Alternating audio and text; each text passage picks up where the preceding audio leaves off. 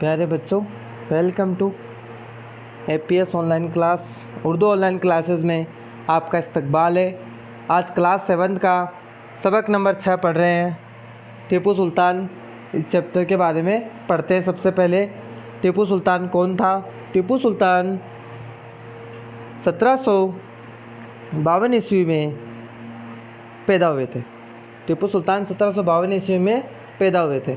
उनके वालिद का नाम हैदर अली था। हैदर अली बहुत बहादुर थे। इनकी वालिदा साहिबा का नाम फ़ातिमा था। टीपू सुल्तान के वालिद साहब हैदर अली के पास मजबूत मुअज़्ज़म फ़ौज, बहरी पेड़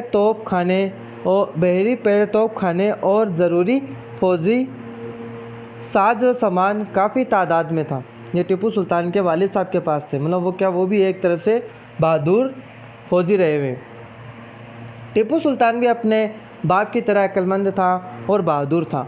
अंग्रेज़ों की हुकूमत बंगाल, बिहार, मुंबई और मद्रास में कायम हो चुकी थी। मुग़ल सल्तनत बराए नाम रह गई थी। बराए नाम मतलब सिर्फ नाम के लिए रह गई थी। अंग्रेज़ भारत में नौजवानों को आपस में लड़ाकर फौजी ताकत हासिल कर रहे थे। अंग्रेज़ क्या कर रहे थे? भारत में नौजवानों को आपस में लड़ाकर फौजी ताकत हासिल कर रहे थे।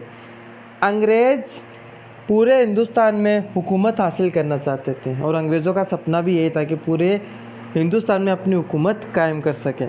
हैदर अली और टीपू सुल्तान की अंग्रेज़ों से कई जंगें हुई। हैदर अली और टीपू सुल्तान की क्या हुई? अंग्रेज़ों से बहुत सारी जंगें हुई। पहली जंग उस वक्त हुई जब अंग्रेज़ बंगाल पर कब्ज़ा जमाने के बाद जनूबी हिंद की रियासतों की तरफ बढ़े। कहाँ पर?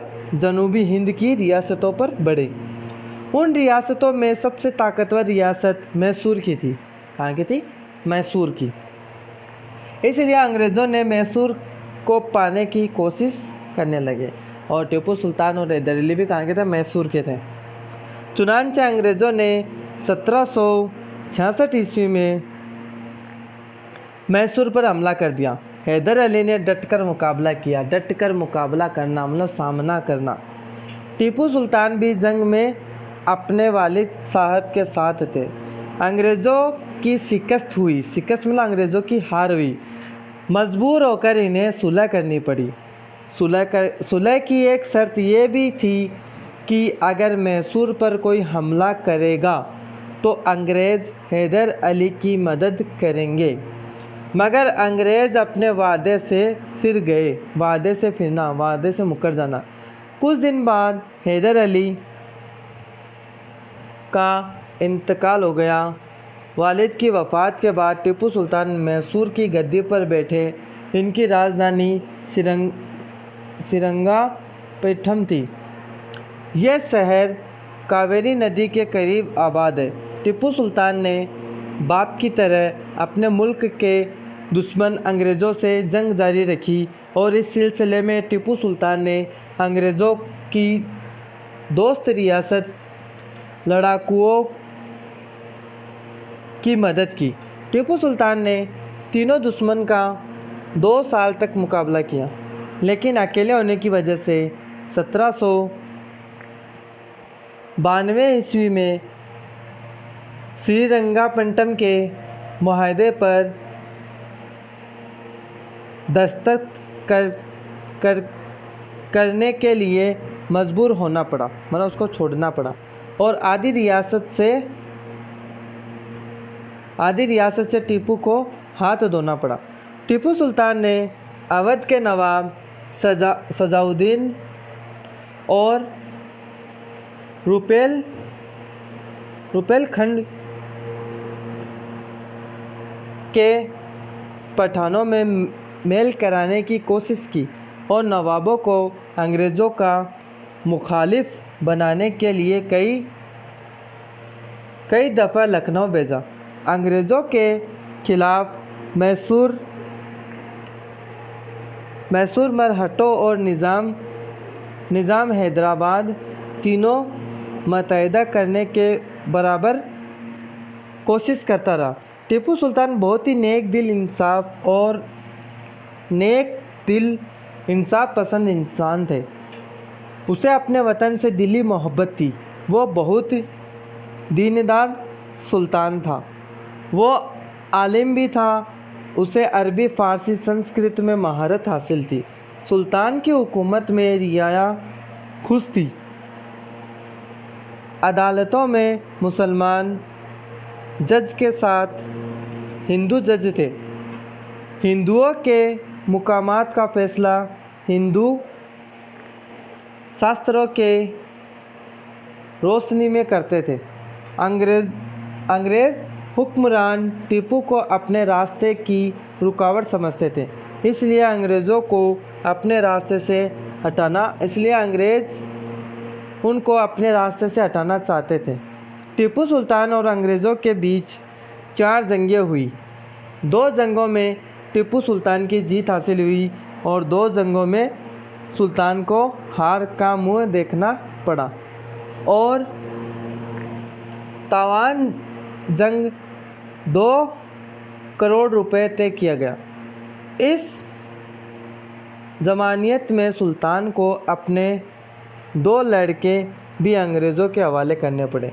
टीपू सुल्तान ने आखिरी जंग श्रीरंगापट्टनम में किले के अंदर लड़ी।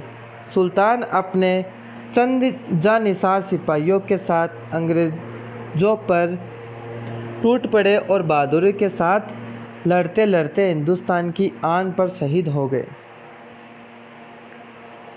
अंग्रेज़ों के साथ निज़ाम, मरहटे, मीर जाफ़र, मीर कासिम और पूर्णिया जैसे गद्दार लोग ना होते तो अंग्रेज़ टीपू को शिकस्त देने और हिंदुस्तान को गुलाम बनाने में कभी कामयाब न होते, बल्कि आज हिंदुस्तान की दुनिया में हालात ही कुछ और होती।